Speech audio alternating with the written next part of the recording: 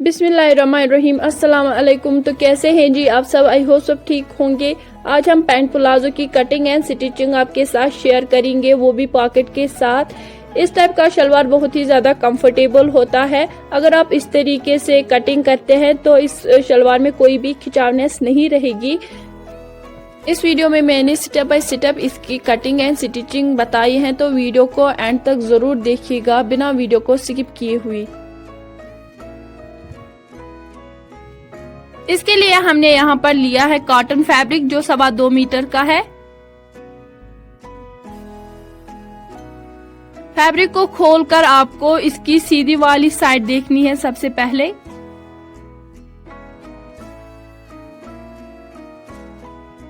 अच्छी तरीके से चेक करने के बाद रॉन्ग साइड पर आपको एक निशान देना होता है। सीधी वाली साइड को आपको अंदर की तरफ रख करके फैब्रिक को फोल्ड करना होता है इस तरीके से। दूसरा फोल्ड आपको लेंथ में फैब्रिक को इस तरीके से करना होता है। आप फैब्रिक को अच्छी तरीके से पहले सेट करेंगे। इतना करने से आपके पास ये 4 फोल्डेड फैब्रिक आ जाएगा।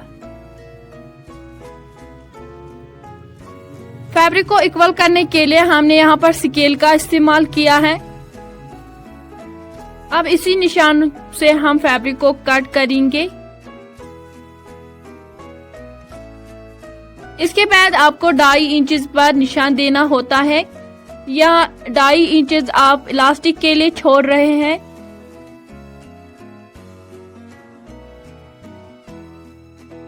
अब आपको 2.5 इंचेस ऊपर की तरफ छोड़ करके 14 इंचेस पर निशान देना है। ये आप आसन के लिए जगह छोड़ रहे हैं। अब आपने आसन का जो एरिया है वो भी बना लिया है। इसके बाद आपको हिप का मेजरमेंट डालना है। जो भी आपका हिप का मेजरमेंट है उसमें आपको 5 इंच ऐड करने के बाद आपको 4 से मल्टीपल करना है। अब इन जगहों पर आपको उतना ही लेना है। यहाँ पर भी आपको एक स्ट्रेट लाइन ड्रा करनी है इस तरीके से।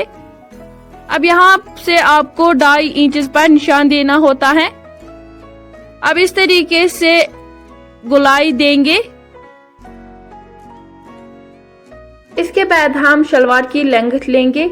जो भी आपकी लेंथ है आप उतना लेना। मैं यहाँ पर मेरी लेंथ 37 है तो मैं 37 ही लूंगी।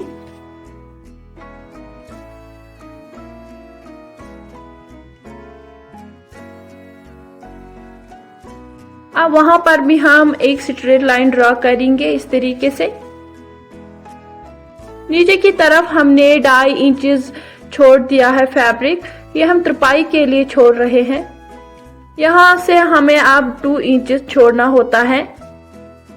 अब 2 इंचेस छोड़ करके आपको मोरी आपकी जितनी है उसमें आपको 1.5 इंच ऐड करके एक और निशान देना होता है। इसके बाद आपको स्केल की हेल्प से इस तरीके से मार्किंग करनी है। फिर स्केल को इस तरीके से पलट कर दूसरी तरफ से इस तरीके से नीचे की तरफ से इस तरीके से रख करके आपको मार्किंग करनी है। यहाँ पर आपको स्केल पूरी तरीके से नजर नहीं आ रही है। ये स्केल आपको जो आपने आसन की जो लाइन दी थी वहां तक आपको स्केल रखनी है।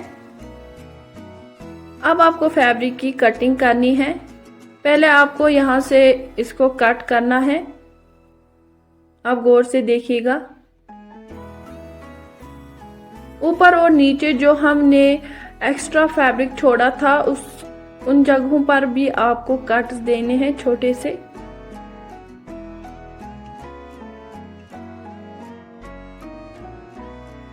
अब आपको फोल्डेड वाले साइड से भी जो हमने 2 इंचेस का निशान दिया था वो कट करना है। ऊपर की तरफ आपको फैब्रिक को कम करते हुए कट करना है। यहाँ से भी आपको फैब्रिक को कट करना है। तो इस तरफ से हमने कटिंग सिर्फ आसन तक ही की थी फैब्रिक को कम करते हुए। अब यहाँ से फैब्रिक को हम इस तरीके से कट कर रहे हैं। इस तरीके से कटिंग कंप्लीट करने के बाद अब आपको फैब्रिक के 2 हिस्से लेने हैं।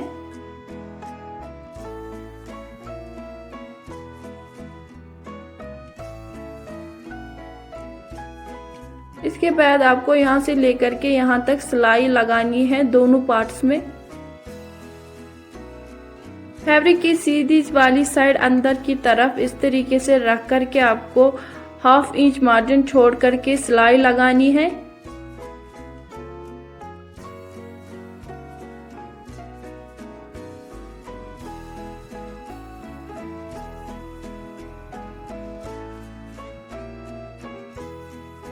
सिलाई को अच्छी तरीके से पक्का करने के बाद एक और सिलाई लगाएंगे हम इस तरीके की। जो हमने ये एक्स्ट्रा मार्जिन छोड़ा है इसको आपको इस तरीके एक तरफ पलट करके एक और स्टिच लगानी है। इस तरीके से फैब्रिक को इस तरीके से फोल्ड करके आपको स्टिच लगानी है।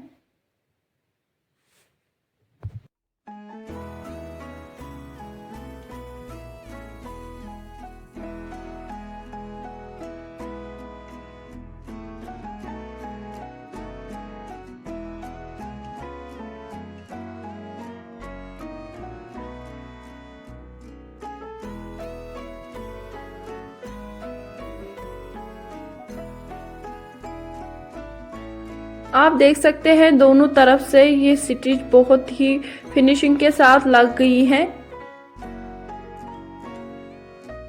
इसके बाद आपको पहले पॉकेट लगाना है शलवार में।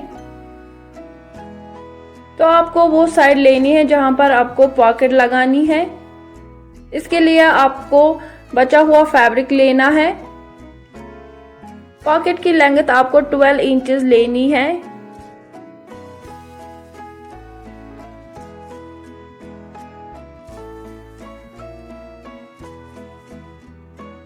ये 2 फोल्डेड फैब्रिक है पॉकेट का। अब नीचे की तरफ 7 इंचेस पर निशान दे करके हाथ को इस तरीके से रख करके पॉकेट की शेप देंगे।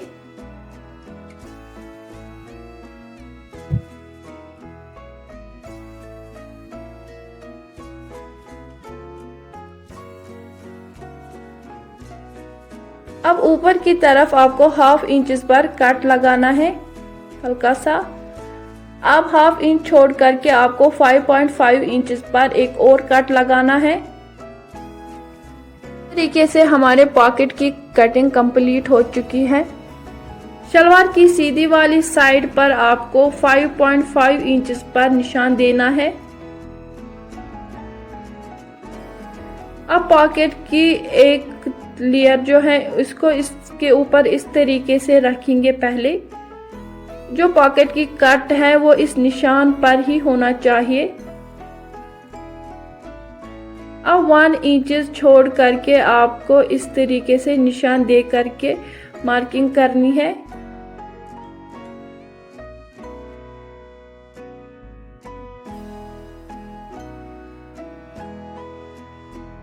अब इसी निशान पर हम स्टिच लगाएंगे।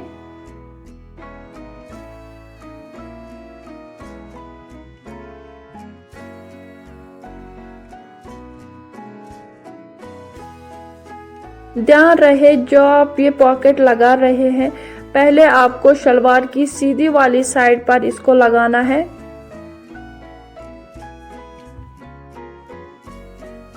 स्टिच कंप्लीट करने के बाद आपको इसको इस तरीके से पहले कट लगाना है।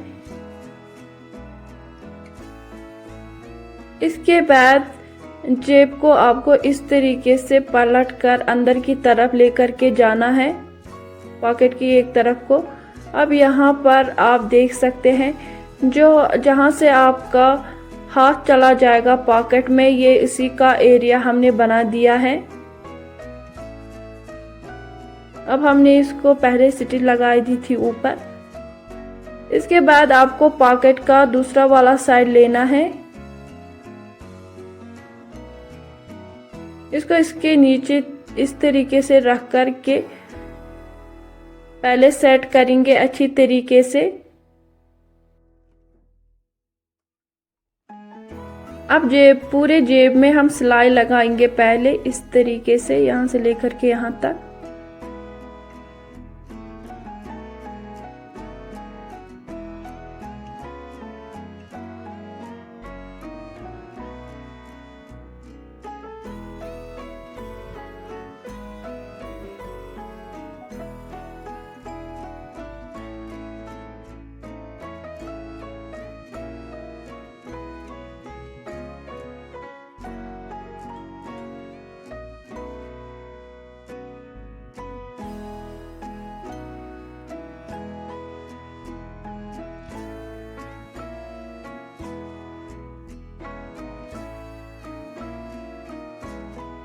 अब आपको पॉकेट में यहाँ से भी स्टिच लगानी है, लेकिन यहाँ पर आपको जो शलवार है वो भी आपको पॉकेट के साथ बंद करना है इस तरीके से।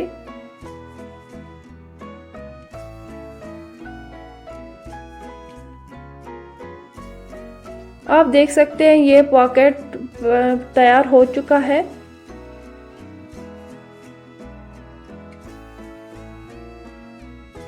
अब शलवार का दूसरा साइड लेंगे, इसको आपको आमने सामने रखना है। सीधी वाली साइड आपको अंदर की तरफ रख कर के यहाँ पर आपको स्टिच लगानी है, दोनों तरफ आपको स्टिच लगानी है। इसके बाद आपको इलास्टिक लगाना है। इसमें हमने यहाँ पर इलास्टिक कट किया था 23 इंचेस का। आप अपने अकॉर्डिंग लेना, जो भी आपका कमर का मेजरमेंट है उसमें आपको 5 इंच इलास्टिक कम कट करना होता है। तो इलास्टिक को इस तरीके से पहले हम स्टिच लगाएंगे।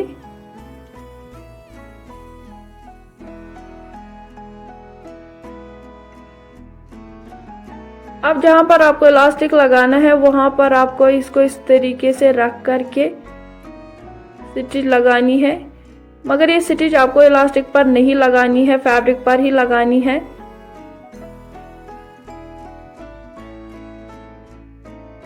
अगर आपको इस तरीके से इलास्टिक लगाना आसान लगता है तो आप इस तरीके से भी लगा सकते हो। अगर आपको कोई दूसरा तरीका आता है तो आप उस तरीके से भी लगा सकते हो। मकसद बस यही है कि हमें इलास्टिक लगाना है फिनिशिंग के साथ।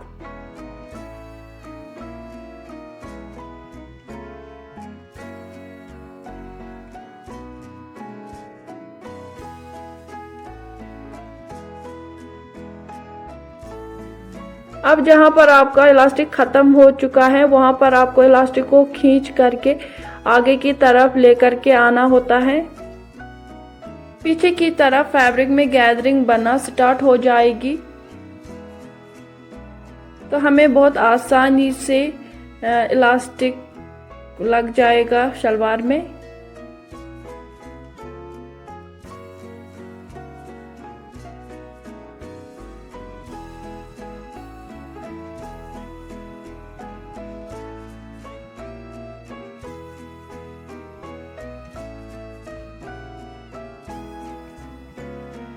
इसके बाद इलास्टिक को इस तरीके से खींचना है।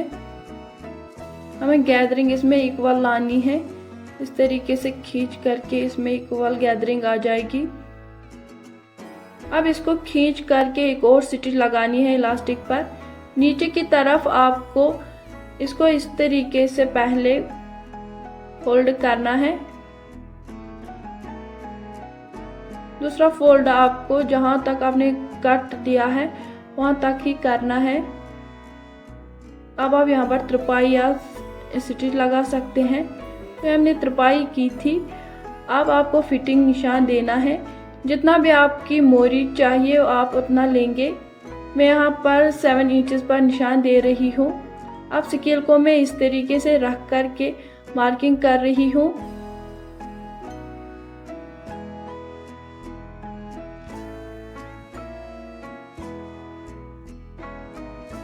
दूसरी तरफ हम इसको इस तरीके से मार्किंग को ट्रेस करेंगे।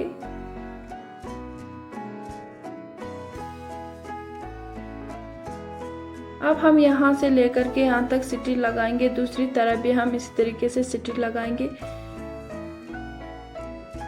इस तरीके से हमने शलवार की कटिंग एंड स्टिचिंग कंप्लीट कर दी है।